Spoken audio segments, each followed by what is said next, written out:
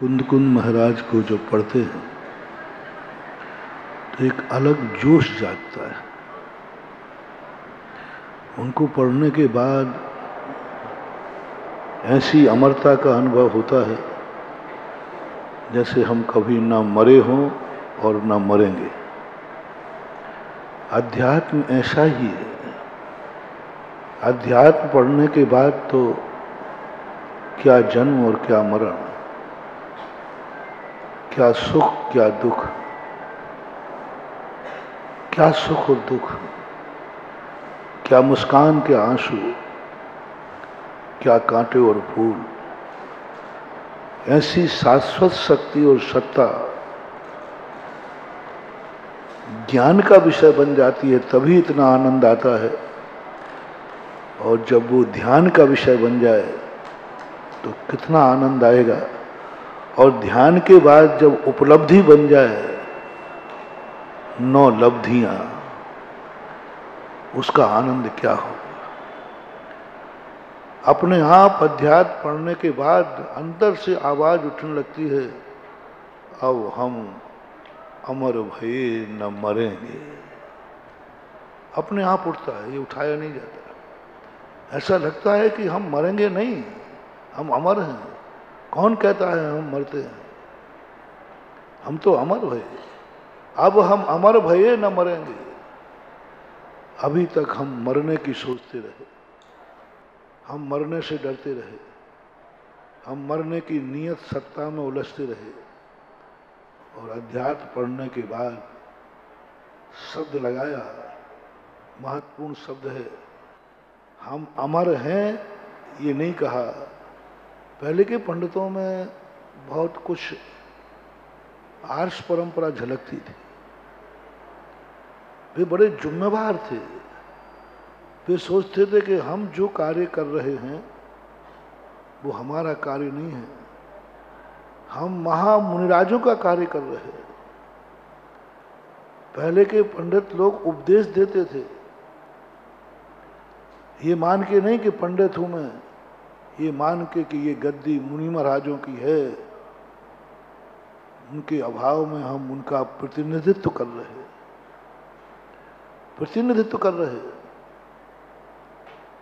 हमें उनकी जिम्मेवारी सौंपी है। डरते थे, कांपते थे, बहुत सावधानी होकर के लिखते थे, क्योंकि जिम्मेवारी दूसरे की, बड़ों की जिम्मेवारी छोटे को मिल जाए।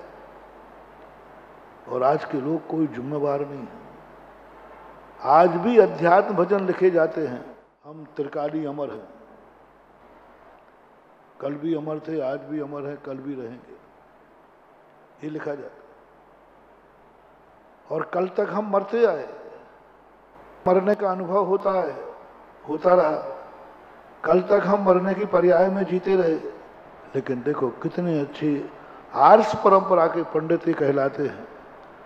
अब शब्द लगा दिया, अब हम अमर भये न मरेंगे। अब सम्यक दर्शन तो मुझे आज हुआ है ना, तत्व दृष्टि तो आज प्रकट हुई है ना, अध्यात्म तो आज आत्मा की पर्याय बना है ना।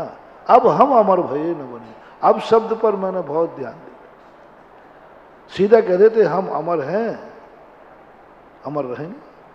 अब हम अमर भये न रहेंगे। ये शब्द कब लिखा हुआ? अब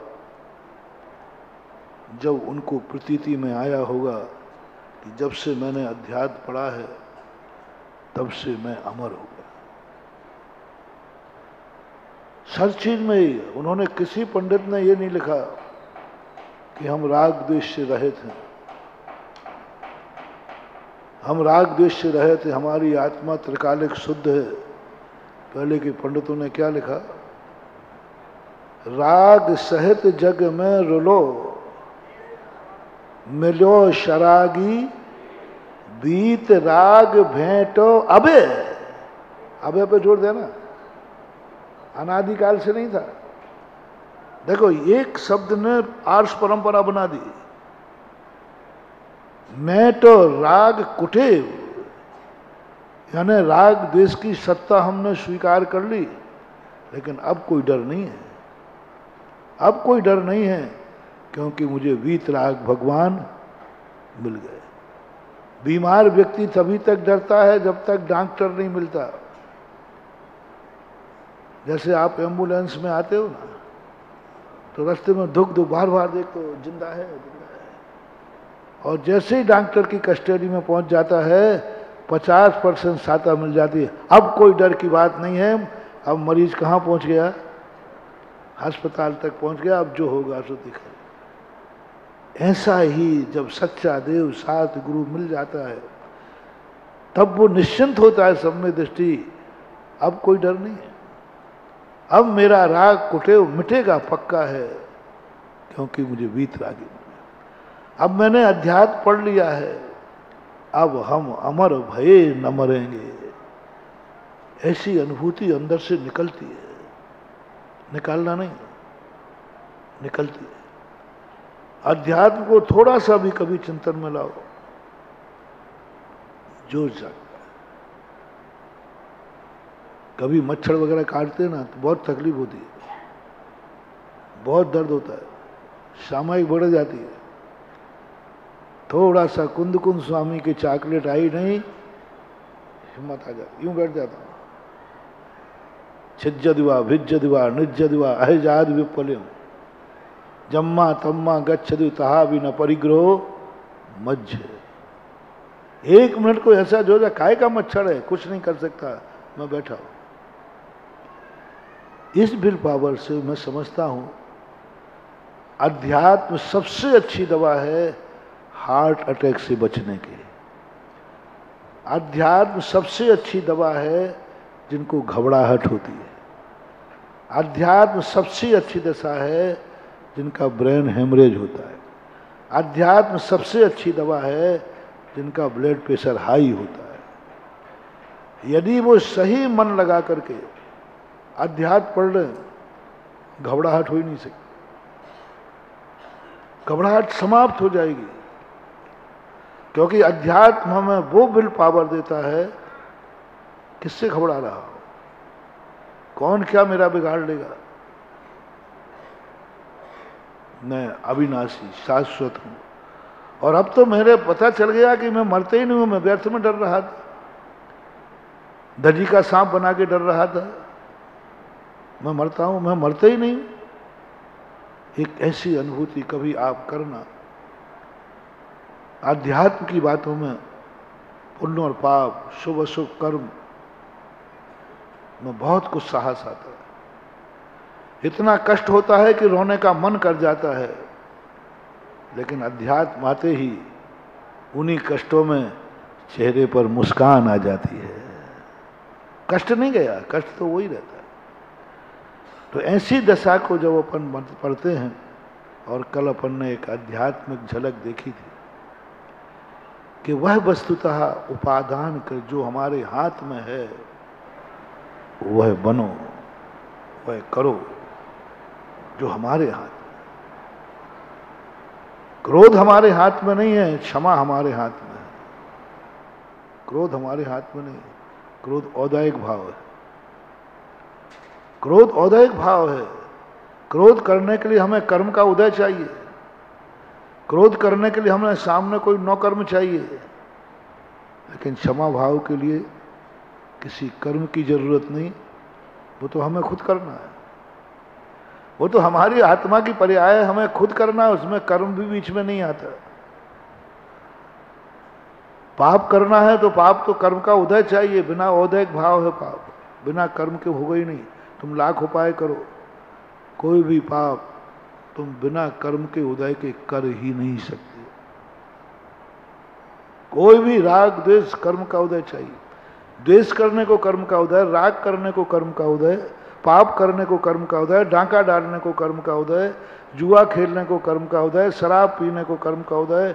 जितने दुनिया में पाप हैं सबके लिए कर्म का उदय चाहिए।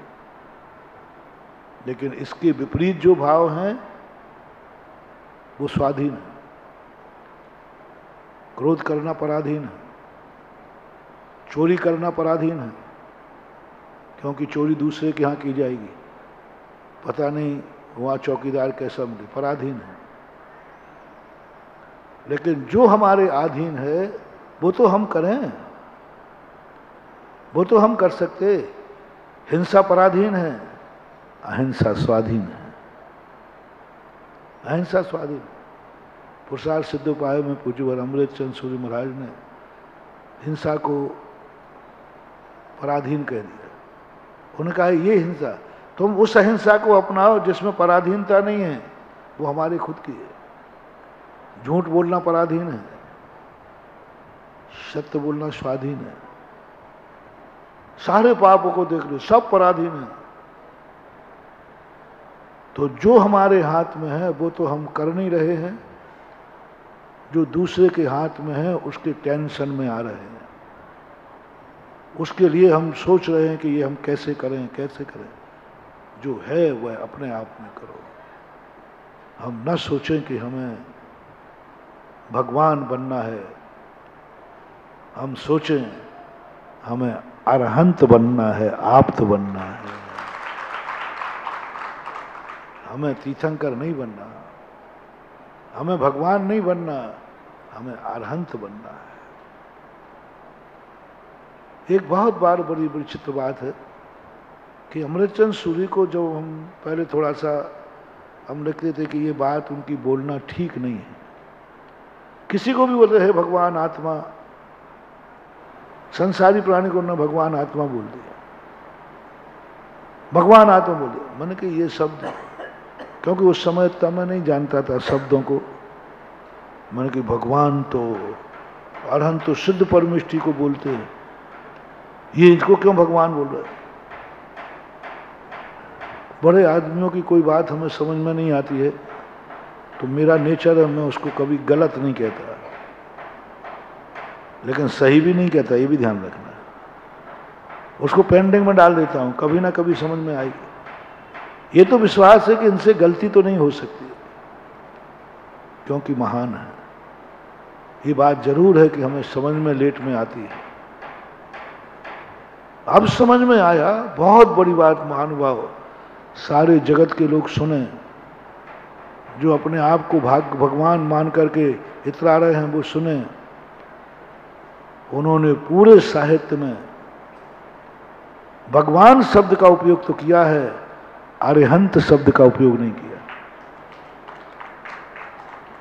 मैंने कहा ये क्या, कहीं साहित्य में नहीं कहा शुद्ध निश्चय न से सब अरहंत है। भगवान शब्द का प्रयोग किया है, अरहंत शब्द का प्रयोग नहीं किया, सिद्ध शब्द का प्रयोग नहीं किया, साधु शब्द का प्रयोग नहीं किया, गुरु शब्द का प्रयोग किया है। अकलंग स्वामी ने राजवाचक में चितयो गुरु, चितयो गुरु, गुरु शब्द का प्रयोग किया है। और गुरु शब्द हम किसी को भी प्रयोग कर लेते, भगवान शब्द का प्रयोग कर लेते, लेकिन साधु शब्द, तपस्वी शब्द का प्रयोग नहीं किया उन्होंने। किसी संसारी प्राणी को यह नहीं कहा वो तपस्वी हो भगवान तो कहा है,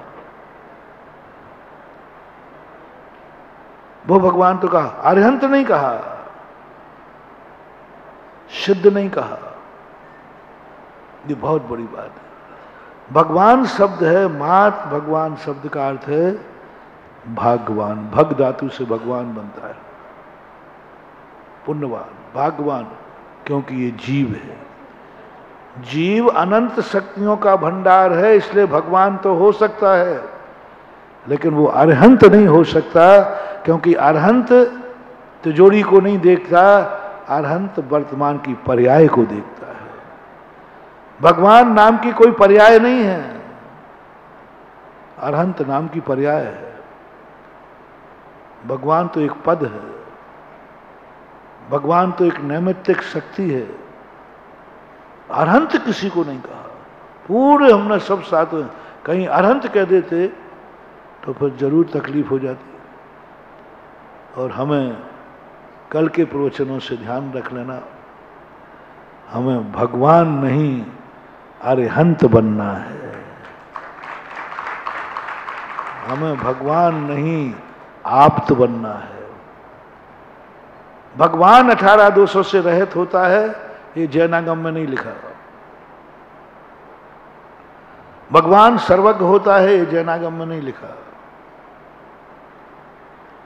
जैनागम में लिखा अरहंत सर्वज्ञ होते, अरहंत 18 दोषों से रहित होते। हाँ, अरहंत भी भगवान है, लेकिन जो भगवान है वो अरहंत हो ये कोई नियम नहीं है। और हमें अरहंत बनना है। अरहंतों में अनंत सुख है, भगवानों में नहीं। अरहंतों में अनंत सुख है। अरहंत जो पर्याय है वो अनंत सुख देने वाली है। सिद्धों की जो पर्याय है वो अनंत सुख देने वाली है। इसी प्रकार गुरु पद में आनंद नहीं है,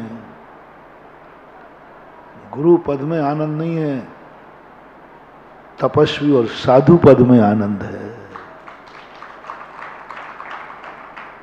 किसी भी मंत्र में गुरु शब्द का प्रयोग नहीं किया जैनाचार्यों ने।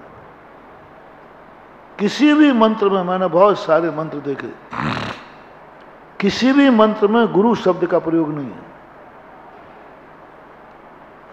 सभी शब्दों में गुरु शब्द और भगवान शब्द ये दो प्रयोग नहीं हुए। अरहंत शब्द प्रयोग किया, लास्ट में साधु शब्द का प्रयोग किया। साधु बनो। साधु की जाप होती है, गुरु की जाप नहीं होती है। गुरु का मंत्र नहीं होता, साधु का होता है। साधु का गुरु मंत्र दे सकता है, लेकिन गुरु मंत्र में बैठ नहीं सकता। द्रव्य संग्रह में आया ना, अन्नम च गुरु उपदेशेन 3556 सददुग में सवय झाय परमेठी वाच वाणम अन्नम, ऐसा कुछ। अन्नम च गुरु उपदेशेन,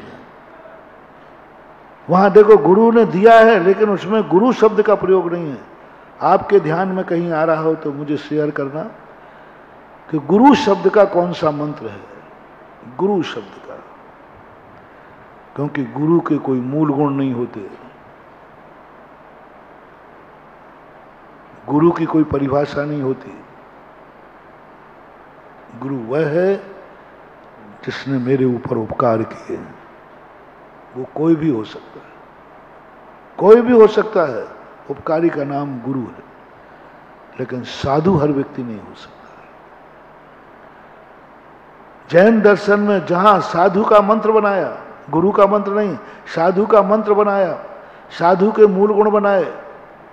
किसी मूलाचार में गुरु के 28 मूल गुण नहीं है, साधु के 28 मूल गुण है। साधु के 28 मूल, गुरु के मूल गुण नहीं, कहीं पढ़े ही नहीं मैंने। इसलिए सबसे बड़ा जोर उस उपादान शक्ति पर दो, उस उपादान शक्ति के गुण प्रकट करो, उस उपादान शक्ति के दोष हटाओ, जिससे मेरे अंदर की अर्हतता जागती है, साधुपना जागता है, और वही अनंत सुख है। वही कारण है। गुरु मोक्ष के कारण नहीं है, साधु मोक्ष का कारण है। अब यदि तुम्हें कोई साधु पसंद आवे, अभी देखना, तुम्हारी पसंद और नापसंद से कोई फर्क नहीं पड़ता। तुम नापसंद करोगे तो भी वो साधु है। हीरा तुम ना भी पसंद करो, लेकिन वो हीरा है। अब यदि तुम्हें पसंद आ गया, ये साधु मुझे पसंद है, ये साधु मुझे हितकारी दिख रहा है, ये साधु से मेरा कल्याण होने वाला है, ये साधु की कृपा मेरे लिए बहुत सगुन दे रही है, ये साधु मुझे दुर्घटना से बचा लेगा, पाप से बचा लेगा, अशुभ से बचा लेगा, मुझे सच्चा मार्ग दिखा देगा। ऐसी प्रतीति जिस साधु के प्रति हो जाए, बस उसी को गुरु मान लेना, इसका नाम गुरु है। गुरु पराधीन हो गया, तुम्हारे अधीन हो गया, और तुम्हारे अधीन पद होना बहुत खतरनाक है। तुम तो हम लोगों का कबाड़ा कर दोगे। जिस चाय को पसंद करोगे, जिस चाय को, अरे तुम लोग तो क्या बढ़िया आदमी हो, ये पकाया मां हमें पसंद नहीं, ये गुरु हमें पसंद नहीं, ले साहब हमें वोटें डलवाना पड़ेंगे, भैया वोटें डालो, मैं गुरु हूं कि नहीं, हो गया करना।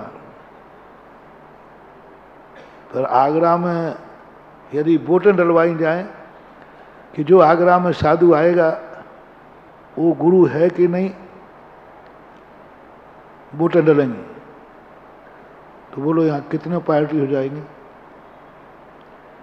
भारत देश का संगठन जब भी बैठता है, जब 6 अर्थशास्त्री बैठते हैं तो 7 परिभाषाएं बनती हैं। 6 किस लिए बैठे थे? 6 किस लिए बैठे थे कि भाई सब मिलकर, और भूगा क्या, 7वीं परिभाषा और बन गई। निमित्त के अधीन जो भी काम होगा घोटाला होगा ही होगा, घोटाला, क्योंकि पर व्यक्ति स्वार्थी है। वो कहते मैं इनको गुरु कैसे कह दूं, इनसे हमें क्या मिला है, इन्होंने हमारे लिए क्या किया है। और बिना गुरु के मोक्ष नहीं, ये नियम बना दिया जाए। गुरु का प्रमाण पत्र जिसके पास है वही मोक्ष जाएगा, और गुरु भक्तों के अधीन है, और भक्त ने रिजेक्ट कर दिया, ये मेरे गुरु नहीं, क्योंकि मेरे किसी काम में आए नहीं।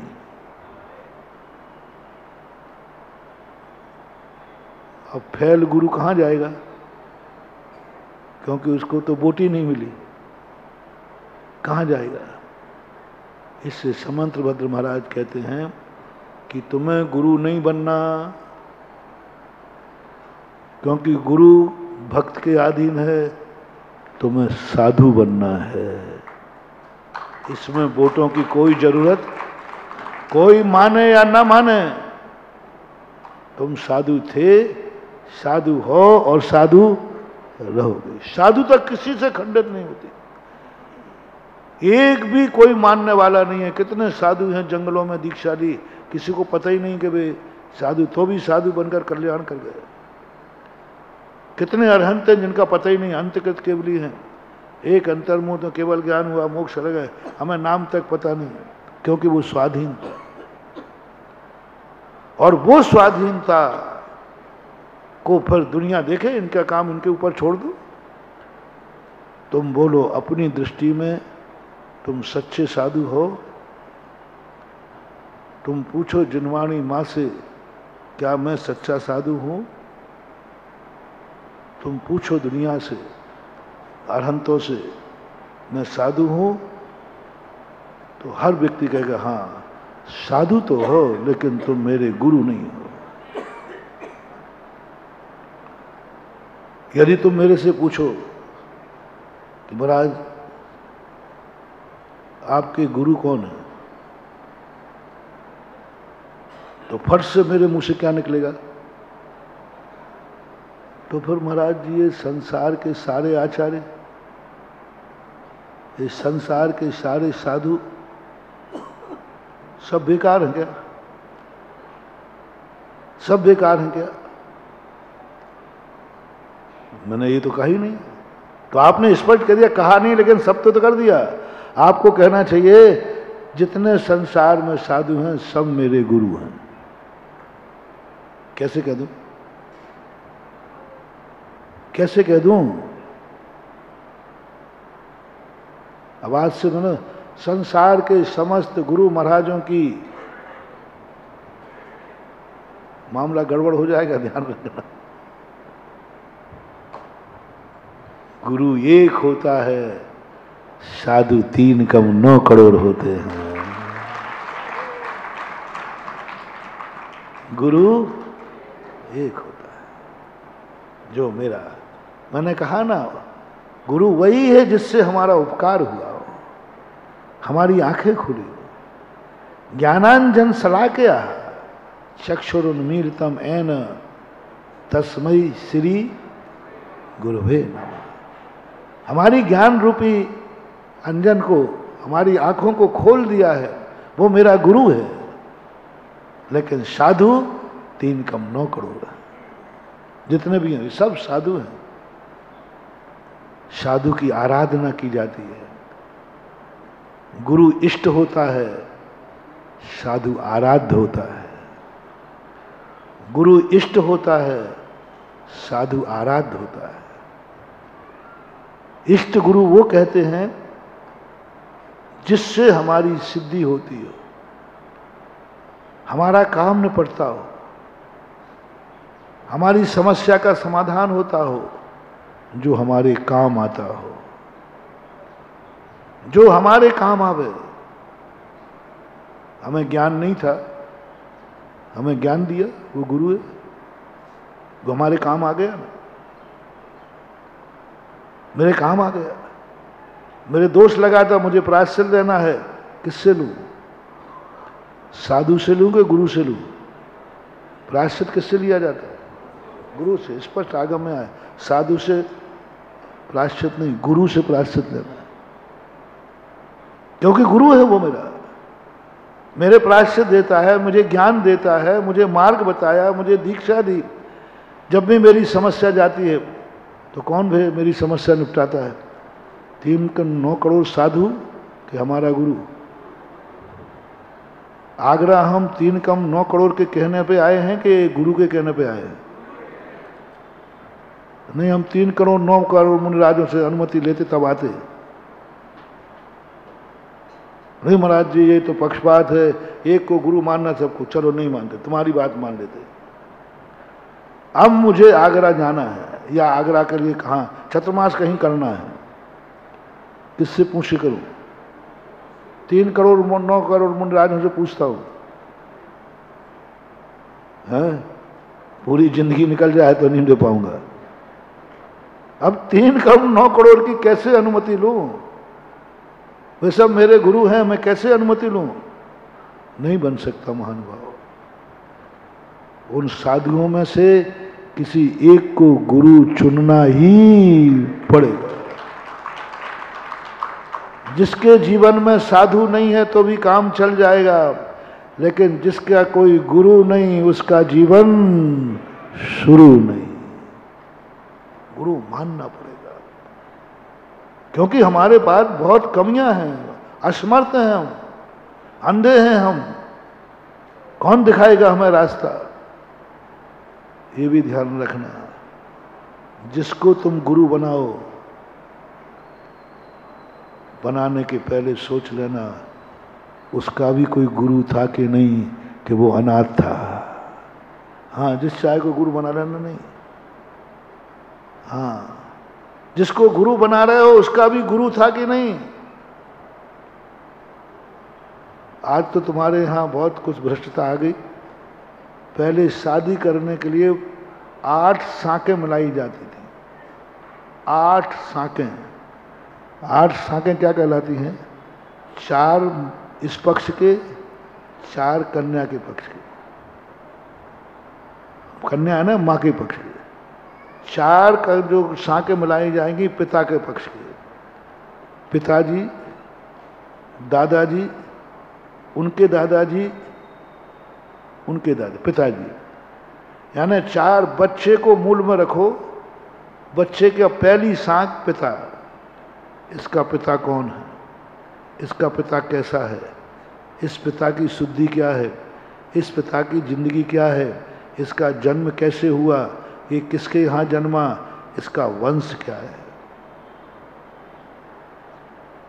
शादी किससे करना है? बच्चे से। इंटरव्यू किसका हो रहा है? आजकल आधुनिक लोग भी इस पे आ रहे हैं। कई स्कूलों में जब जाओ तो आजकल बच्चे का इंटरव्यू नहीं लेते हैं, बच्चे के माँ बाप का इंटरव्यू लेते हैं। अरे भाई पढ़ना बच्चे को, इसका क्यों नहीं? अच्छे स्कूलों में ये निर्णय बना दिया, जो हाईएस्ट टॉप स्कूल हैं उनमें नियम बना दिया कि बच्चे के एडमिशन के पहले उनके माँ बाप को इंटरव्यू देना पड़ेगा। यदि वो इंटरव्यू में पास हो गए तो बेटे का एडमिशन होगा, नहीं तो नहीं। मैंने कहा ये परंपरा तो ठीक नहीं। पर मैंने कहा गलत कहने के पहले थोड़ा देखे इतिहास को, और इतिहास में यही मिला, शादी बच्चे की होना है, शादी बच्ची की होना है, लेकिन इंटरव्यू पिता कौन है? पिता का रूप क्या है? पिता के सीआर क्या है? रेपुटेशन। पिता की सीआर क्या है? बच्चे से मतलब नहीं, पिता की मिल गई। तो फिर जिस पिता की मिली, इसका पिता क्या था? दादा। उस पिता की सीआर क्या थी? उसका वंश क्या था? उसका खून क्या था? उसका अंश क्या था? उसके मिलने के बाद एक और लोग, उसका पिता कैसा था? 3 पिता और एक स्वयं, ये 4 सांकें मिलाते थे, तब कहीं अपनी कन्या किसी को देते थे। ये हुई, अभी नहीं दी, अभी तो आधा हुआ है, अभी आधा हुआ। ये तो पिता की 4 सांकें हुई। फिर से रिपीट करूं, और ये पौधे बहुत निकलता था पुरानी पत्रिकाओं में, आप देखना।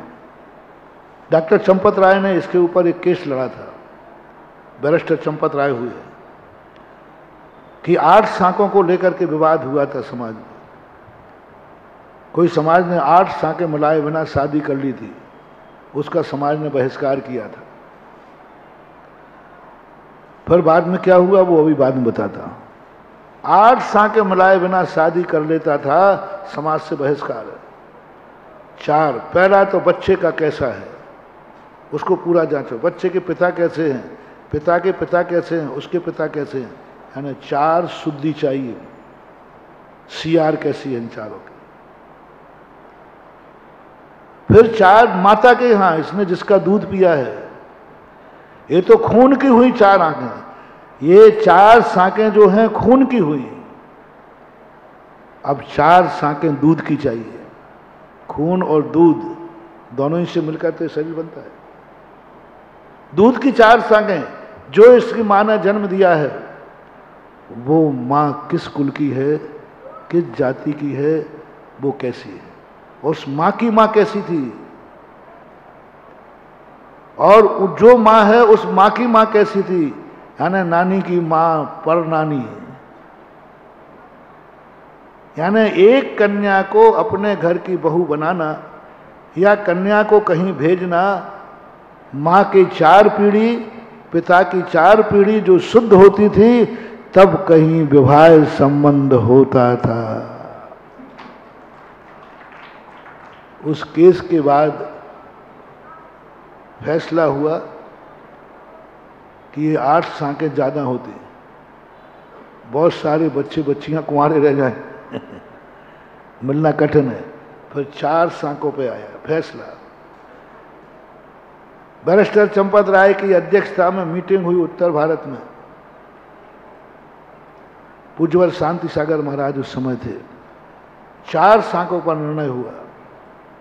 कुछ वर्षों तक ये 4 सांकें चली, फिर 2 सांकों पे आ गए। यानी 2 देख लीजिए, अब ज्यादा मत देखो, खुरापात मत करो। बेटा बेटे का बाप, माँ और बिटिया और माँ का उसकी माँ, ये 2 पक्ष देख लीजिए। 2 पे आ गया। और आज सांकें गायब है। आज तो कोई सांक है ही नहीं। जिसको जो पसंद आ जाए वही सांक। ये समाज की भ्रष्टता का मापदंड है। चलो तुम्हारी तुम जानो, हम तो अपनी बात करते हैं। हम गुरु की बात कह रहे हैं। हमें गुरु बनाना है। सारे साधु को नहीं हो सकते वो, क्योंकि मैंने पहले ही कहा, गुरु का कोई मूल गुण नहीं है। गुरु की कोई भी डेफिनेशन नहीं मिली शास्त्रों में।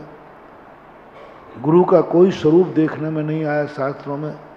गुरु का कोई मंत्र नहीं देखने में आया। कुछ नहीं मिल रहा। गुरु की कोई भी परिभाषा गुरु की नहीं मिल रही है सभी शास्त्र को। और 3 दिन से तो मैं इसी पे घूम रहा हूं। किसी भी आचार्य ने किसी भी शास्त्र में गुरुओं की परिभाषा नहीं बनाई, गुरु पर मंत्र नहीं बनाया। सब ने साधु की परिभाषा बनाई। अब इन सब साधु में, और अपना काम साधु से नहीं चलेगा, गुरु से चलेगा। गुरु एक होता है, साधु अनेक होते हैं। साधु 3 कम 9 करोड़ हैं। वे सब परम गुरु हैं। अभी मैं बता रहा हूं, इष्ट गुरु और आराध्य गुरु। जब हम स्वीकार कर लेते हैं कि ये साधु मेरे योग्य है, ये साधु मुझे पसंद है, इसकी चर्या मुझे पसंद है, इसका ज्ञान मुझे पसंद है, इसका ध्यान मुझे पसंद है, इसका आचरण मुझे पसंद है, इसके आचार और विचार मुझे पसंद हैं, बस जैसे तुमने पसंद शब्द किया तैसे वह साधु तुम्हारा गुरु बन गया। अच्छा कहना और पसंद करने में अंतर है। साधु तो अच्छा है, तो तुम्हें पसंद है, ये अभी नहीं कह रहा हूं। साधु तो अच्छा है लेकिन पसंद है, पसंद करते ही बस तुम्हारा गुरु बन जाएगा। नमोस्तु करते ही तुम्हारा गुरु बन जाएगा। नमोस्तु उसी को किया जाता है जो पसंद हो। नमोस्तु करते ही गुरु बन गया। लेकिन नमोस्तु तो अपन 3 कम 9 करोड़ को करते हैं। अब इसमें 2 भेद करो, एक आराध्य और एक इष्ट गुरु। इष्ट गुरु वही है जो प्रत्यक्ष हमारे ऊपर उपकार किया हो, जैसे अभी मैंने कहा था शिक्षा दीक्षा आदि दिया हो, वो मेरा इष्ट गुरु है। उसी की आज्ञा से, उसी के निर्देशन में मेरी जिंदगी चलने वाली है। उसी की आज्ञा से मैं विहार करूंगा, सारी क्रियाएं उसी से करूंगा।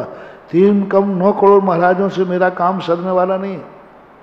मुझे विहार करना है, 3 कम 9 करोड़ की सहमति कहां तक लेता फिरूंगा। और विदेश क्षेत्र में मंगाऊंगा, अनुमति दो, मुझे आगरा जाना है। जब तक तो अनुमति आएगी तब तक तो आएगी ही नहीं। तो फिर उन्होंने कहा तुम अपना एक इष्ट गुरु बनाओ। आराध्य गुरु और इष्ट गुरु में बहुत अंतर है मालूम। इष्ट गुरु मात्र समस्या का समाधान है। इष्ट गुरु हमारी समस्या का समाधान है। बिना इष्ट गुरु के कल्याण हो जाएगा, लेकिन बिना साधु बने बिना कल्याण नहीं होगा। इष्ट गुरु कोई नहीं बन पाया तो कोई बात नहीं, लेकिन साधु आराध्य गुरु, और आराध्य गुरु जो होते हैं, इसलिए अपने नमोकार मंत्र में इष्ट गुरु को नमस्कार नहीं है, आराध्य गुरु को नमस्कार है। पूरे मंत्रों में आराध्य गुरु को नमस्कार है।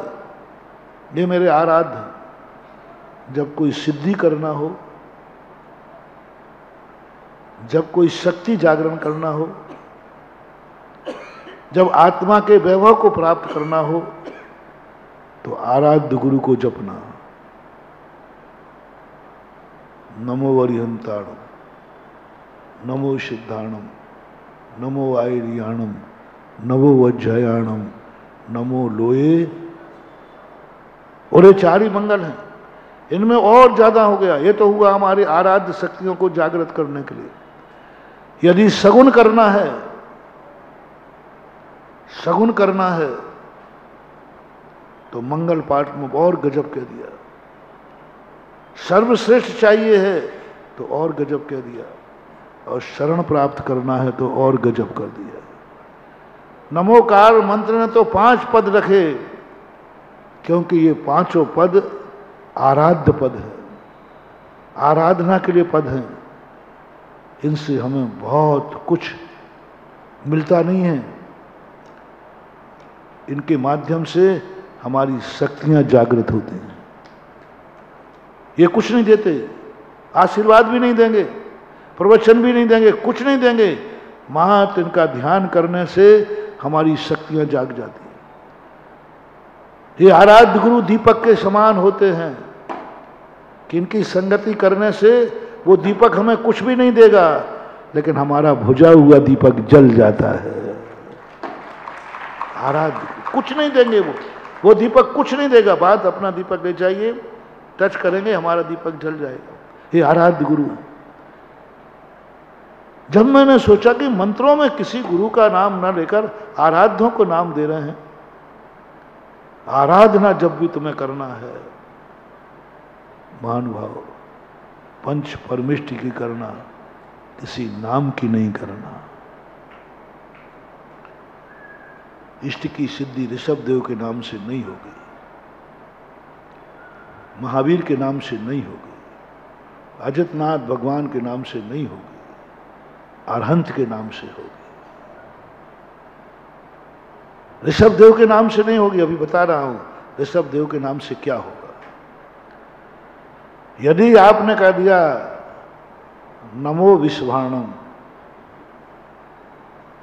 आपकी कोई शक्ति नहीं जागेगी, आप असमर्थ हैं, असमर्थ ही रहेंगे। और आपने कह दिया नमो जनानम, बस कहते ही आपकी शक्तियों का जागरण चालू हो गया। नमो जनानम, जो जितना व्यापक होगा उसकी एनर्जी उतनी व्यापक होगी। नमो विश्वाणम व्यापक नहीं है, एक पर टिका हुआ है, उसकी शक्तियां एक ही होगी। नमो जनानम कितना व्यापक है, पूरे 3 लोक में फैला हुआ है। मंत्र व्यापक होता है, इसलिए उन्होंने विश्वाणम मंत्र को नहीं रखा विशेष मंत्रों में। नमो जनानम, जितनी सिद्धियां हैं नमो जनानम। मैंने एक बार कहा था, अतिशय देखना, आप करके देखना, और हो रहा है। घर में चैत्यालय है, उसमें आदिनाथ भगवान की मूर्ति है, महावीर स्वामी की भी है, हो सकता है 24 तीर्थंकर की भी हो। और अब आइए थोड़ा सा, समाज का मंदिर है पंचायती, वहां भी वही भगवान है। थोड़ा सा बाहर जाइए, अतिशय तीर्थ क्षेत्र है, जो कितने लोगों का है, मेरा थर्मामीटर बड़ा विचित्र है मान लो। मैं किसी भी क्षेत्र की एनर्जी नापता हूं, पहले पूछ लेता हूं यह क्षेत्र पर अधिकार कितने लोगों का है, कितने लोग इसे अपना मानते हैं, कितने लोग इसे अपना मानते हैं। आपके घर चैत्यालय को बोलना, आपसे पूछा जाए ये चैत्यालय किसका है, तो आप क्या कहेंगे, हमारा है या फलाने का है, ये निजी चैत्यालय है। आप लोग आपसे पूछो भाई ये महाराज जी ये निजी चैत्यालय है फलाने व्यक्ति का, उस मूर्ति में, उस चैत्यालय में उतना ही अतिशय है जितने लोग वहां हैं, उससे ज्यादा नहीं हो सकता। आदिनाथ वही है, महावीर स्वामी वही हैं, 24 तीर्थंकर वही हैं, वह मूर्ति अतिशयकारी नहीं हो सकती, क्योंकि उसमें एनर्जी बैठालते समय संकल्प किया गया, ये मैं अपने परिवार के लिए बैठाल रहा हूं, मेरे परिवार की सुविधा के लिए बैठाल रहा हूं। बस उस मूर्ति में उस परिवार तक को काम चलाने का खर्चा है, बस उतने ही है काम, बस उतने काम चला देगा। तुमने कहा नहीं मैं एक पूरे कॉलोनी के लिए बना रहा हूं मंदिर, ये पूरी कॉलोनी के लिए है, ये पूरा कमला नगर जितना है उतनी कॉलोनी का है, हरि पर्वत जितना है उतनी कॉलोनी के लिए। ये बनाते समय संकल्प होता है कि नहीं होता है, भाई अपनी कॉलोनी मंदिर बनाओ। उस मूर्ति में वही 24 उतनी ही ताकत है कि वो कॉलोनी वालों की समस्याएं, कॉलोनी वालों को कुछ कर सकती है, उसकी सीमा है। और एक तुमने मंदिर बनाया, इस मंदिर पर कितने लोग मानते हैं? आगरा वालों तुम्हारा क्षेत्र कौन सा है? बोलो जल्दी बोलो। महाराज है ही नहीं, हो तो बताओ। तो तुम ही लोग उसको अपना मानते, दूसरे नहीं। और एक ऐसा तीर्थ बताओ जो सारा तीर्थ लोग कहता हो ये तीर्थ हमारा है। वह जितने ज्यादा लोग उस पर अधिकार जमाते हैं, उस मंदिर की एनर्जी उतनी ही व्यापक होती है। एक जाप और घर के चैत्यालय में फेरिए, एक जाप आप मंदिर में फेरिए कॉलोनी के, एक मंदिर में आप नगर के मंदिर में फेरिए, वही जाप आप तीर्थ क्षेत्र में जाके फेरिए, वही जाप आप सम्मेद शिखर में जाके फेरिए। प्रैक्टिकल करिए, मैंने किया है। सम्मेद शिखर में पूज्य गुरुदेव के साथ में ही था। एकाएक मेरा मन हुआ वंदना करना। हम लोग 6:45 बजे चढ़ते थे, 11:15 बजे लौट आते थे। एकदम ऐसे वंदना करते करते पारसनाथ टोंक पर थे। आज सब लोग ने वंदना करने के बाद हमारे साथ हमने और एक योग सागर जी महाराज जी थे, उन्होंने 2-3 और थे। सबने कहा महाराज जी हम लोग यहीं केस लॉन्च करना चाहते हैं। तो आचार्य ने कहा अभी नीचे तक उतरना है और केस लॉन्च होगा, उपवास होगा, फिर रात यहीं रहोगे क्या? नहीं नहीं, नीचे उतर गया। उस समय चौपड़ा मोपड़ा कुंड कुछ नहीं था नीचे। तो देख लो। तो हमने कहा महाराज जी मन है, आशीर्वाद दे दिया। तो बोले यहाँ राख तो है ही नहीं। राख इसलिए लगाते हैं क्योंकि वो पसीना आता है ना तो स्लिप होते हैं। और राख इसलिए लगाते हैं कि राख एंटीबायोटिक होती है, बाल खींचते हैं तो खून भी आ जाता है, तो राख टिंचर का काम करती है। कंडे की राख, हाँ, एंटीबायोटिक होती है, इसलिए पकते नहीं, खून आता है। तो बोले राख तो यहाँ है ही नहीं। तो हमने कहा कि नहीं, मिट्टी तो यहाँ है। आचार्य ने आशीर्वाद दिया। हम लोग पारसनाथ टोंक के पीछे एक छोटा सा पेड़ था, वहाँ बारीक मिट्टी पड़ी हुई थी। ओरिजिनल उसी मिट्टी में बैठे, उसी से मिट्टी ली और उसी से केस लॉन्च किए। अब केस लॉन्च में उठाने धरने वाला कौन हो? बस वहीं मिट्टी लेते जाए सीधा, कोई अलग से उठाई नहीं, वहीं से लिया है, करते गए। उस दिन जो केस लॉन्च का आनंद आया, वो आनंद सैकड़ों केस लॉन्च हो चुके हैं। क्षेत्र का अब भी जब भी मैं केस लॉन्च करता हूं, सम्मेद शिखर जी में बैठ के ही करता हूं। पर वो केस लॉन्च का जो आनंद आया था, उसको याद करता हूं, स्मृति करता हूं। क्योंकि वैसा आनंद की अनुभूति साक्षात ऐसे लग रहा है पारसनाथ ऊपर बैठे हैं सिद्ध भगवान, उन्हीं की छाया में मैं बैठा हूं, उनका लघु नंदन। उस दिन अनुभूति हुई कि वो मेरा बाप है और मैं उसका बेटा हूं। उस दिन अनुभूति हुई कि उसकी वसीयत का अधिकारी मैं हूं, जिनगुण संपत्ति हो मज्जम। अधिकारी हूं मैं उनकी वसीयत का, जिनगुण संपत्ति हो मज्जम। हे भगवान, तेरी संपत्ति मुझे प्राप्त हो, मैं तेरी वसीयत का अधिकारी हूं। एक अनुभूति होती है, और ये अनुभूति हर स्थान पर नहीं होती, कभी कभी कहीं कहीं ऐसी होती।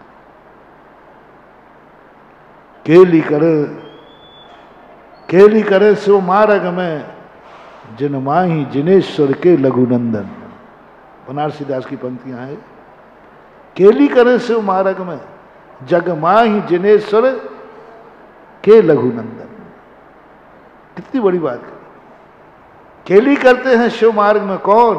जगमाही जिनेश्वर के लघुनंदन। लघुनंदन का अर्थ होता है बेटा। तो क्षेत्र की अनुभूति होती है। लोग मेरे से बहुत परेशान हैं, बोले महाराज आपको क्या तकलीफ होती है? हम 4 लोग मंदिर पे कब्जा करे हैं, आपको दर्शन से तो नहीं रोक रहे? हाँ, नहीं रोक रहे। मुझे तो कोई आज तक रोकने वाला मिला नहीं। और कह दूं वो मेरा बाप है। दुनिया में आज तक मुझे भगवान के पास जाने से कोई रोक नहीं सकेगा।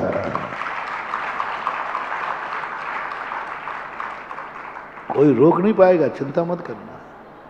और करना हो तो रोकने का प्रयास कर लेना। पहली बात तो तुम रोकोगे ही नहीं लेकिन रोक दिया तो मैं रुकने वाला हूं नहीं। ये भी मैंने प्रैक्टिकल कर लिया। सांगानेर में 94 की बात है, यहीं से गया था। यहां से जाने के बाद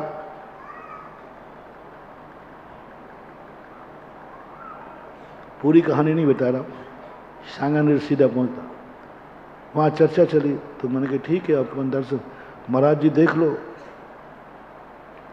देख लो।